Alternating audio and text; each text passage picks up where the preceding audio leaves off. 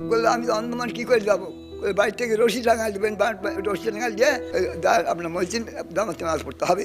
নাটোরের ১২০ বছরের অন্ধ মুয়াজ্জিন আব্দুর রহমান মোল্লা আর নেই। সম্মানিত মুসল্লিবৃন্দ, রোববার সন্ধ্যায় নাটোরের বড়াইগ্রাম উপজেলার নগর ইউনিয়নের বড়দেহা গ্রামে নিজ বাড়িতেই শেষ নিঃশ্বাস ত্যাগ করেন তিনি। সোমবার সকালে স্থানীয় মাঠে জানাজা শেষে পারিবারিক কবরস্থানে দাফন করা হয় তাকে। জানা যায় প্রায় ২৫ বছর আগে একটি দুর্ঘটনায় দৃষ্টিশক্তি হারান আব্দুর রহমান, কিন্তু অন্ধত্ব কিংবা বয়স কিছুই থামাতে পারেনি তাকে। নিজ জায়গায় একটি ওয়াক্তিয়া মসজিদ নির্মাণ করেন তিনি, নিজেই দিতেন আজান, নিজেই করতেন ইমামতি। তার বাড়ি থেকে মসজিদের দূরত্ব প্রায় ২০০ মিটার, কিন্তু অন্ধ আব্দুর রহমানের জন্য এই পথ পাড়ি দেওয়া ছিল বেজায় কঠিন। তাই সন্তানরা তৈরি করে দেন একটি ভিন্ন ব্যবস্থা।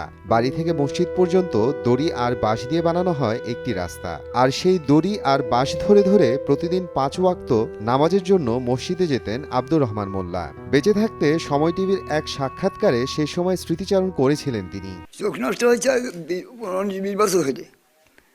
2011 সালে আমার ছেলে শফিকুল মাস্টারের সঙ্গে করে দুই বাবুতে হজ করে আসছি। 11 সালে হজ করে আসার পর আমি মনে মনে স্থির করলাম যে আমার এখানে তো মসজিদ ঘর, উক্ত মসজিদ ঘর নাই, তো একটু দূরে হয়, আমার এই গ্রামের এই পাড়ার মানুষ কেউ উক্ত মসজিদ পড়তে যায় না।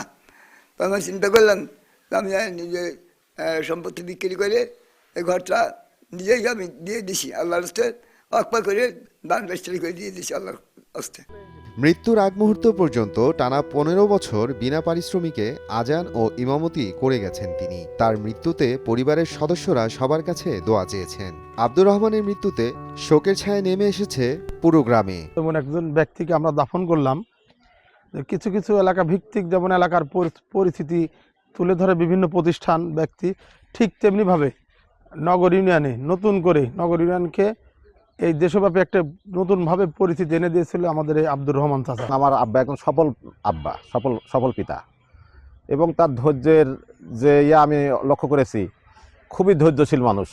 কোনো অবস্থাতেই তিনি বিচলিত হতেন না, এবং সকল সময় আমাদের উপরে দিতেন ধৈর্য ধারণ করার জন্য। এবং আমার আব্বা যেন জান্নাতবাসী করে আল্লাহ, আমার আব্বার সমস্ত জীবনের গুনাহ-খাতা যেন আল্লাহ মাফ করে দেয়, সগীরা কবিরা জাহিরি বাতিন জ্ঞানে অজ্ঞানে জানাস্তান সেরেকি বেদেতি, সকল গুনাহ-খাতা আল্লাহ যেন মাফ করে দেয় এবং জাহান্নামের আগুন যেন হারাম করে দেন এবং জান্নাতবাসী যেন করেন।